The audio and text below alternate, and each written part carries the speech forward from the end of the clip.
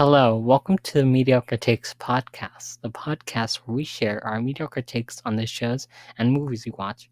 I'm Marco and here with my co-host Mel. How are you doing, Mel?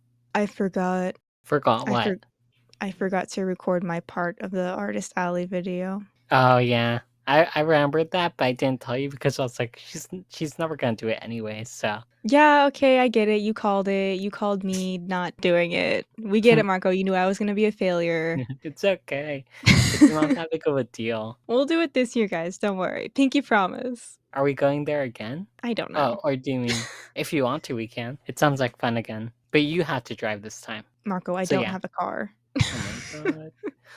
Oh my god.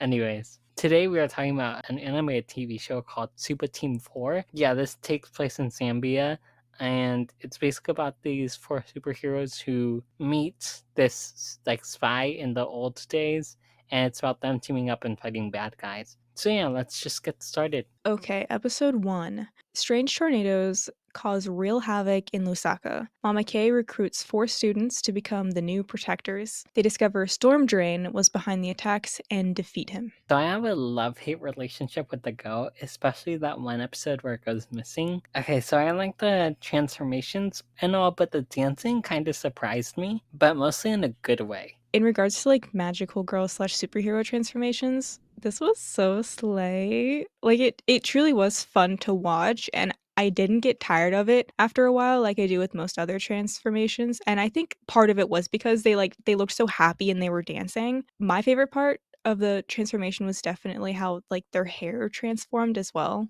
Yeah, I will say I was able to like get most of the characters by their hair, so when their hair changed, I was like kind of surprised, and then I had to learn by their facial features. Okay, so I think Komana's storyline of choosing not to be a hero, but eventually choosing the hero side is something that I also have a bit of mixed feelings on. I like how that choice is made, but at the same time, I think this kind of plotline for superheroes is a bit overused. However, I do understand that this plotline is important when it comes to superheroes to get them to decide on whether or not to be a superhero. I don't like the supervillain design in this episode. It's kind of lame, and I loved when they called the supervillain an old man. So, first thing, thoughts on the theme song? Like what would you rank it out of 10? I honestly forgot about the theme song. Are Do I have you to re-listen kidding to it? me? I listened to it every episode because I thought Really? it was a really nice theme song. I'd give it like a 9 out of 10. Yeah, it's good. I especially like the animation during the intro. I also love the little 2D animations they used when they transitioned scenes. Monday's electrical unicycle is my favorite out of all their transportation devices. Just imagine the amount of core strength it takes to keep steady on that thing. That was actually a pretty choice because the other 3 sort of transportation devices they use are pretty like I would say standard, and then she just has like a unicycle. I don't know. Something about that was so slay. Temwe has to find her inner peace after almost getting expelled, but it affects the team during their battle against Locus Pocus. In an attempt to get her back in battle mode, they make her hangry and successfully take the baddie down. I really like how Team 4 came up with the idea to repurpose the metal eating bug. I do appreciate that we get some disabled representation in this episode when it came to the villain in this episode. For those of you who haven't watched the show or didn't realize, he has 2 prosthetic legs. I just wish he wasn't the villain. Not only that, but the prosthetic legs can make him jump really high, which I did enjoy. Also, he doesn't really have like bad guy villain design vibes. He just has like a shirt with like straps on it, I think. So in every episode, there seems to be a side plot with one of the main characters. And in this episode, Temwe is dealing with anger issues.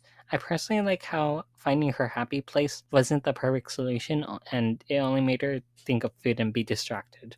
Okay, Mr. Ingwashi got on my nerves every time he was on my screen. Literally episode 2 and I already despised this dude. Anyway, yeah, Temwe is just like me for real, and not just because she's short in both height and temper. Well, no, yeah, that is exactly why she's like me. And I don't even know how she was able to find peace in the first place. I guess she's better than me in that way. Locus Pocus is such a stupid name. That being said, I did laugh when I first heard it, and I kind of wish we got more of him in this season. I think this is the only time we see him, which kind of sucks. When Locus Pocus said he was just following orders and the first 2 episodes were connected to electricity, I kinda knew who was gonna be the main villain for this whole show. Episode 3. After defeating Snapback, winning her soccer final, and then taking down Alligator, Z's head gets a little too big. She tries to solo Storm Drain, but gets epically owned before taking him down as a team. I don't like Snapback's character design. I think his power is pretty cool. Like mind controlling someone by rapping is interesting, but the character design not so much. The mayor sucks so much. Like they purposely made him terrible, which is good, but I still hate him. I want to know Alligator's origins. Like how did we become half alligator, half human? Like it just sounds so silly in my head. I like it when Alligator says we're gonna do that thing where you all fight one at a time, right? I don't really like C's plotline in this episode. Like, it was personally not my thing, but I can see why other people like it. I was kind of with Snapback for this episode. Whenever villains try to kill a corrupt individual or organization, who are we to stop them? And why should we stop them? And I'm also kind of with Alligator as well. I see nothing wrong with stealing if it's for your lady, you know? All right, episode 4. Lacking support from her new community and friends, Monday becomes a meme and makes her way back to her previous home. She's stopped by a new villain, and her team makes up with her before defeating them. I really felt bad for Monte in this episode. Also, the dance scene was so awkward to watch, and I hated how everyone laughed at her. It honestly pissed me off. But I really liked how in the end she danced her way to everyone's heart, I guess. I don't know what I meant by that. Yeah, this was one of the 2 most serious episodes in this season, and it was actually a nice tonal shift from the first 3 episodes we got. I will say it was really upsetting how none of the other girls were there for Monday. Like, it truly angered me. Also, Mr. Sibanda had every right to move to the dark side. Like, I know he was brainwashed or mind controlled or something, but I could still get with his message. I love that the thing that Monday first throws at him was a sturdy 4-legged stool, which was like a visual representation of what Mama K was telling the group. And Monday, she is stronger than me because I would never forgive my friends if they acted like that towards me and didn't understand how their actions were upsetting me. In episode 5, Snapback steals solar panels for the main villain's plot to get Sunblock out of jail and create another plan. Meanwhile, Kamana has gained her scholarship, but is told something that makes her think that she has to create a new technology. In the end, the misunderstanding is fixed and they defeat Sunblock. The way Snapback raps to the main villain is actually really annoying. Like, why do you have to rap everything you say? And I get it's just a joke, but it's honestly kind of annoying. Kamana's misunderstanding was something I saw from the very beginning. Like, it was obvious that Chu got it all wrong. And Sunblock is probably my favorite side villain in the series other than Alligator and Professor Green Thumbs. I'm glad we did finally get to meet Sunblock. I know that she was mentioned in one of the previous episodes during like a news section, and she was pretty slay. Like a little vain, but the way she speaks really reminds me of how Clayface speaks in the Harley Quinn show. So, Snapback's power is brainwashing people with his bad rapping. Okay, I honestly feel like over half the rappers have this power, because how do you explain modern rap? And I know I sound like a boomer right now, but I know I'm right, and I know you know I'm right. Also, I did look up at Sunblock Diva on Instagram, and sadly, I found nothing, which is kind of a missed opportunity on them. Maybe they did that on like different social medias that are probably like more popular where the show takes place, but nothing on Instagram. And I loved the idea of how Kamana gets to vandalize the school because her vandalization has a scientific application to it. But Temways doesn't, so that's so sad No, for her. hers was just a beautiful portrait of her eating her favorite food. Yeah, exactly. In episode 6, Mama K leaves for a while to get intel from her past group she was in a long time ago. Meanwhile, it's the job of Team 4 to take care of the goat and fight crime, only for them to lose the goat and find out that Mama K trained the goat to be a spy and go back to her. The girls learn the lesson of telling the truth and trusting Mama K. Again, I do not like the goat, and personally, I didn't love this episode. I feel like we need more of the plot with Mama K and like more setup for that plot line, and less of the goat and less of alligator. Yeah, this was such a weird episode. And I say that fully because of Chomps. He is immediately going into my most hated animal sidekick list. I just kind of wish that they gave Team 4 a different side quest while we got more of Mama K's plotline.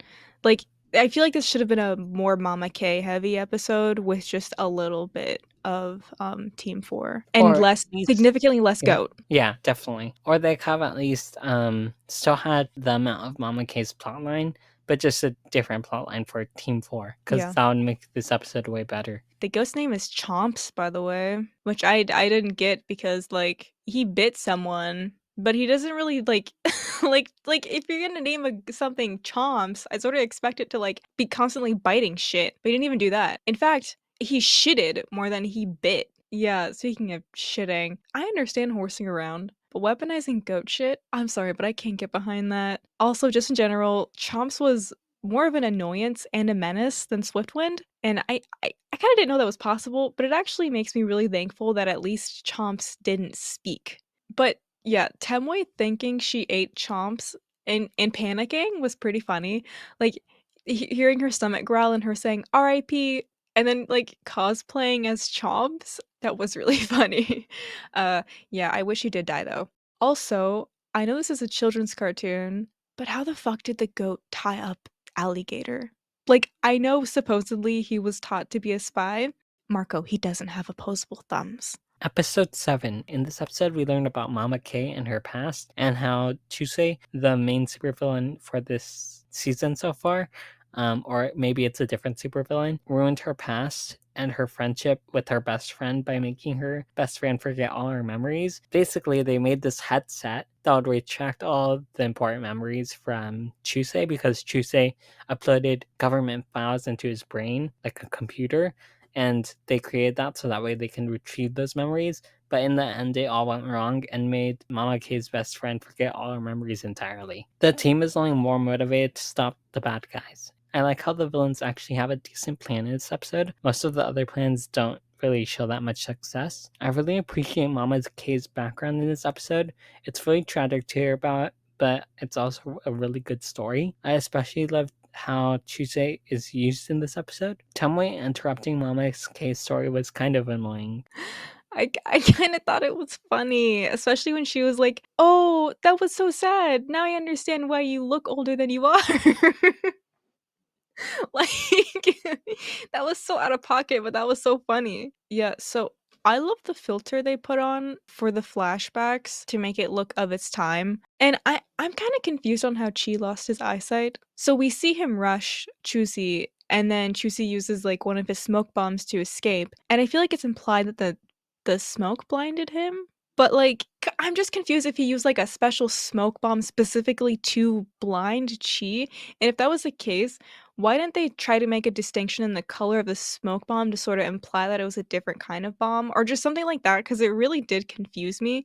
Because we see him use his smoke bomb before around the team, and the entire team didn't go blind. So it really confused me. Yeah, I assumed that that smoke bomb just in general blinded people. But at the same time, I'm like, wait a minute, why didn't that happen when the smoke bomb first went off, you know? Yeah. Okay, episode 8. In this episode, Temwe thinks that the principal is Chusi, but in the end of the series, this is proven wrong. Team 4 follows Professor Green Thumbs and captures Team 4, only for it to end abruptly. I find Alligator and Professor Green Thumbs' relationship to be great. It's unconventional, but at the same time, it's kind of slay. Professor Green Thumbs is just low budget poison ivy. Okay, I wasn't gonna say anything, but she's not low budget, okay? She's just like Poison Ivy in a different font. But then also Alligator, I was literally like, oh, so that's Killer Croc. How come I didn't realize that? I just made that connection the minute you said Velocicoaster alligator. I was like, wait a Yeah. minute. Yeah, I was like I was looking over, like, my notes, and I realized that instead of alligator, I wrote killer croc, and I was like, "That's not right."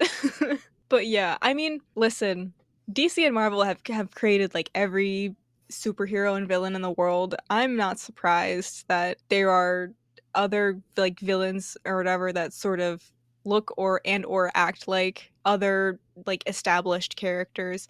I have no issue with it. I'll never be mad at, like, you know, a mean, sexy forest lady. Sexy? Who said that? What? I kind of had the feeling that the principal wasn't choosy. It felt too easy. Temui believing Nikwashi was Chusi is kind of redundant because him as himself could be classified as a villain the way he antagonizes those middle schoolers. So, like, just between me and you, Marco, we knew that Mr. Magetsi was the bad guy, right? Like, of course he was. Like, he was, like, textbook secret villain. Yes, it was obvious. Okay, okay. Overall, I think this is a pretty good Netflix show. I do recommend it, especially if you are black and young. I feel like this would be like perfect for you because there aren't that many black, I guess, younger superheroes at all when it comes to animation. There is this one Disney show, however, I'm not going to name it. If you know, you know. But I really did enjoy this, even though there were like some supervillains in different fonts from the DC universe. But yeah, this was really fun. I really enjoyed it for what it was. And I especially loved the last two episodes in the show for the first season. I'm kind of annoyed that I ended at a cliffhanger. They kind of at least like made the first season like 9 episodes and then the next season 9 episodes, like just one episode extra, and it wouldn't be that bad. But no, they had to leave it at a cliffhanger. I doubt there's going to be a season three. So far, there's 2 seasons. I'm pretty sure it ends at those 2 seasons. Netflix is known for canceling its animated shows. For example, Dead End Paranormal Park. That had 2 seasons and it ended at a cliffhanger with it being hinted that there was going to be a war between the angels and the demons. There are a bunch of animated shows on Netflix that have been canceled, which sucks. I just hope this isn't one of those. Well, definitely will be. I can tell you that for a fact. This is a solid cartoon. It has an animation style I really love. It has lovable characters and amazing voice acting. I don't think we ever mentioned that, but the voice acting was really solid. Temoi was obviously my favorite, and it had everything to do with how she's just like me for real. There genuinely was only one episode I didn't like, and that's like pretty rare for me to like only not like one episode. And it's also just an easy watch with the Netflix thing, like, this show isn't gonna last forever. I'm pretty sure it's just gonna end at season 2. But I do hope that Netflix continues to sort of branch out and greenlit international studios, even though it's it's probably gonna get canceled, just to like have something, I guess. We've been reduced to a point where like just having at least a crumb of something would be nice. The thrilling first season of Supa Team 4 may be over, but we still got some Supa recommendations. That's right, it's time for a little segment I like to call the Mediocre Minute. This is a tiny little micro moment where me and Marco recommend books, comics, music, games, and more for you all to look and listen and play. My recommendation is the album Bothered Unbothered by Jer. I probably should have recommended this for Craig of the Creek because it is ska, but too late now. I have been listening to this specifically in the morning at work to keep my mind from spiraling and impulsively quitting. I think my favorite songs from this album are Bothered, Cold Truth, and Decolonize Your Mind. Marco, what is your recommendation? My recommendation is a podcast called Less is Morgue. So, Less is Morgue is a comedy fiction podcast about Riley, who is a ghoul, and Evelyn, who is a ghost. And I believe one of them is non binary. I think it's Evelyn. No, Riley. I'm not sure. It's honestly been a long time since I've listened to this podcast, but it's a comedy podcast. It's really funny. My favorite episode is when I think Evelyn's ex girlfriend comes over, and it's a lot of toxicity, but it's really funny at the same time. Yeah, this is just a fun time about like dead people having a podcast together. Anyways, you guys, that's our thoughts on Suba Team 4. If you want to send us a voice message on Spotify or podcasters, so we link in the description to do so below. Also on Instagram and Twitter and TikTok with your anime take spot, and that's everything. So goodbye.